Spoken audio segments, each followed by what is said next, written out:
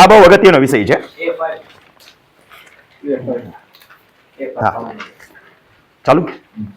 જો અગત્યનો વિષય એટલા માટે છે કે ભાઈઓ ભાગમાં થોડુંક જતું કરવાની લાગણી રાખવી જોઈએ. ભાઈઓ ભાગમાં જો જતી કરવાની લાગણી ન નાખો ને તો કજિયા હંમેશા આપણે ભાઈ હારે જ હોય. ડખા કોની હારે હોય?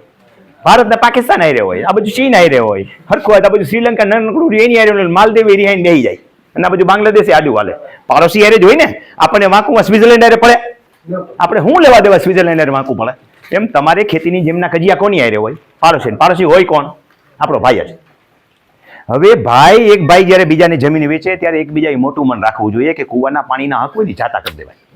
ત્રીજો માણસ જ્યારે એને આવે, મારી જમીન હોય ને ગોગનને વેચવું, તો મારે ગોગનને ડખો થવાનો કે નહીં થવાનો? થવાનો. હગા ભાઈ હોય ત્યાંથી ઓછો થાય, રાહિત માણસ આવે ત્યારે જાજો થાય, તો ડખો દઈને ન જવાય. ભાઈ ભાગ ના આવા અન્ય હક હોય ને કમી કરી નાખાય. આપણા ખોટી રીતના ભાઈઓના હાલવાના રસ્તા હોય ને તો એ રદ કરી નાખાય. જ્યારે આપણે આ બે ભાઈની જમીન છે, આમથી કાયદેસર રસ્તો મળે છે ને આ બે ભાઈઓ એકબીજામાં હાલતા હોય ને આમ, તો એ રસ્તો કેન્સલ કરી નાખાય, ખેડી નાખાય, પછી જોલા દેખાડાય. અમુક હક એવા છે કે જે જતા કરી નાખાય. પાણીના પઠ્ઠાનો હક જે તો નવો પઠ્ઠો આવે ને આની પઠ્ઠા એ બાજે નહીં, નકર એ પઠ્ઠા સુધી આવવા વાળો નવો પઠ્ઠો રહ્યો ને એ બાજે. એટલે અન્ય હકો જતા કરી નાખાય. આવા હક કેવી રીતે જતા કરવા એ શીખવાડું છું. તમે નજર અહીંયા જ રાખો.